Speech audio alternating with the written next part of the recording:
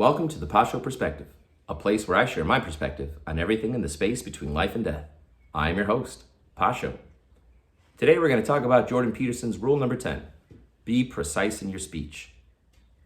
Bring everything out of the realm of the unspeakable so that you can bear upon it.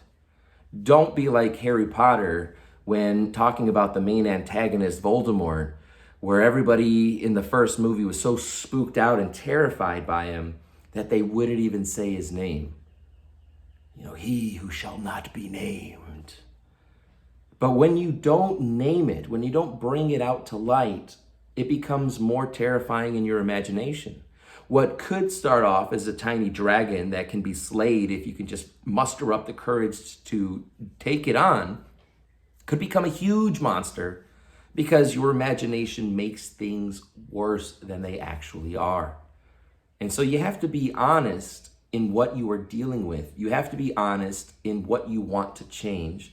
And you have to be precise in what you expect in the world. It's not enough to just go out there and say, I want to find a girlfriend or a boyfriend, or I want to find a husband or a wife. You've got to be precise. Really, will anybody do?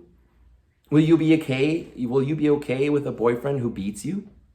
Will you be okay with a girlfriend who takes you for granted? Will you be okay being married to a man who doesn't express himself emotionally and makes you feel isolated in the world? Right? You don't want that. And so why would you just ask for some vague generality? Be careful what you ask for. You just might get it. And so, you ask for a boyfriend and then you get one with an alcoholism problem, and, he's not very nice, cutting. Is that what you want? Instead of just allowing then the universe to pull anything close to you, why not set an aim that's a little bit more focused and specific? How about instead of saying, I want a boyfriend, you say, I want a man who is kind to other people. I want a man who doesn't raise his voice. I want a man who is patient and is sensitive, but can also be strong when I need him to be strong. I want a man who's going to be honest with me and share his feelings and tell me about his past and his friends and his family so that I'm actually in his life and that I become the one, not just another one. Why not ask for things like that? Instead of asking, God, please give me a girlfriend, how about give me a woman who's kind? Give me a woman that will be an amazing mother to my children and will love them unconditionally and will love me unconditionally and will be patient with me and will love me for the man that I am, not for the vision she has of me in the future. You can't fall in love with my potential. You have to fall in love with who I am. And so ask for that. Give me somebody who's going to accept me as I am, not somebody who's going to want to change me. Not somebody like in The Princess Diary who's going to strip me of my glasses, pull out my ponytail, shake my hair out, and then all of a sudden make me this sexy beast.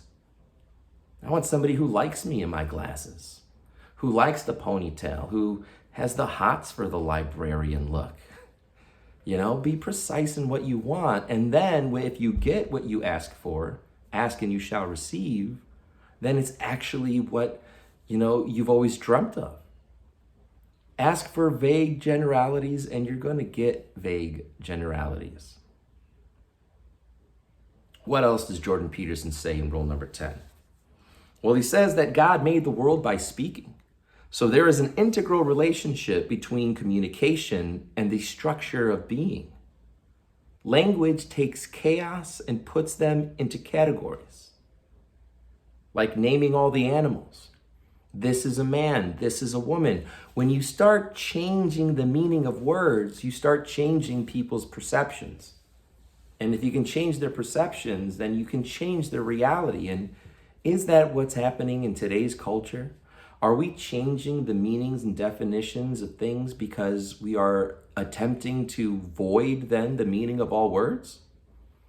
Think about it. If a man can mean anything and a woman could mean anything, then any word could be changed if there's nothing concrete and universal.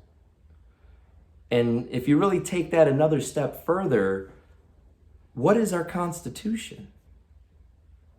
I mean, our Constitution is a collection of words, well thought out and precise words from our amazing founding fathers who saw different types of government and the corruptions that would occur and recognized the value of human liberty and life.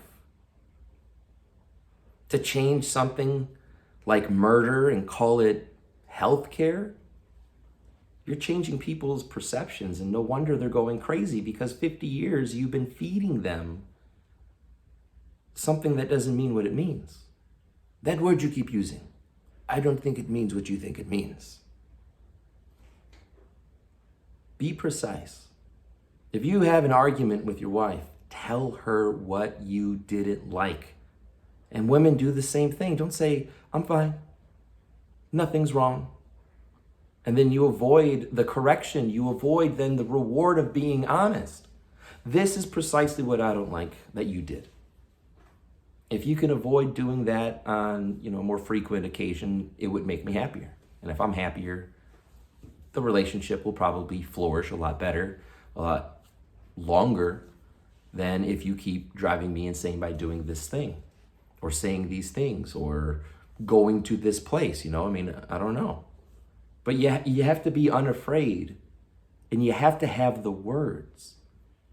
I recommend you read Michael Knowles' book, Speechless. I don't get any money or royalties, all right? He doesn't even know me, but I love the man. I think he's very funny. Definitely more neutral, I think, than all of the different characters on the Daily Wire, which I also recommend if you want to learn the truth. Go there. I don't think Denzel Washington would agree that if you watched or listened to the Daily Wire that you would be misinformed. It is certainly different than the liberal media. And it's pretty great so far, just to give them a little more plug, because I do enjoy it and I recommend that you check it out. They got a great family film called The Hyperions. And, it's about kind of superheroes, but it's really about family. And I tear up all the time at the end. And, I'm going to be showing my kids over the weekend on our family movie night so that they can see it. I'm trying to watch Shut In. I'm, excited for the film. I'm sure it's really well done. It's gotten some great reviews, but I don't know. Honestly, I am hesitant because it's so real, And there is evil out there, and there are people like that who exist who would lock you in a pantry and use your child as a way to motivate you to do things, to regress back into your drug addictions and stuff. And I don't know if it hits home too much or whatever, but I am going to see it someday. I'm going to muster up the strength, but I recommend that you all check that out. Definitely read that book. Other books that I would recommend that you read, Mark Levin's American Marxism, what a great book. How to Destroy America in 10 Easy Steps by Ben Shapiro was a great read. Blackout by Candace Owens was awesome.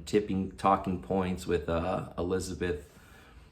I'm drawing a blank here. I wish I remembered her name. Elizabeth Wheeler. She was, a phenomenal book too. Don't Burn This Book by David Ruben.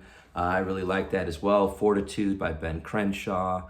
And let's throw one more in there. Why not, right? Top 10 Reasons for Voting for a Democrat. I think out of all of those books has got to be my absolute number one favorite. It certainly is my 9-year-old's favorite book to read. It's the easiest one to read. And honestly, it's probably the most true piece of literature that has ever been published, other than perhaps Shakespeare or Uncle Walt Whitman.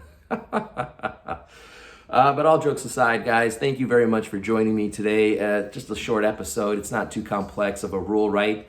Be precise. Don't be afraid to ask for what you want. And, if the more precise you are, hopefully then the more precise the aim, and the more precise then the target and the rewards that you get from hitting it, right? So, as always, thank you so much for sharing your time with me. God bless you. I hope you have a wonderful week. Don't forget to hit that subscribe button if you haven't already. Please share, leave a review, do all those wonderful things for me if you think the program is worth watching, to get other people exposure to it. The greatest flattery you can give me is to give me a share with all of your friends. And we'll see you next week, where we will most likely discuss Jordan Peterson's Rule 11. Until then, have an awesome day. Take care.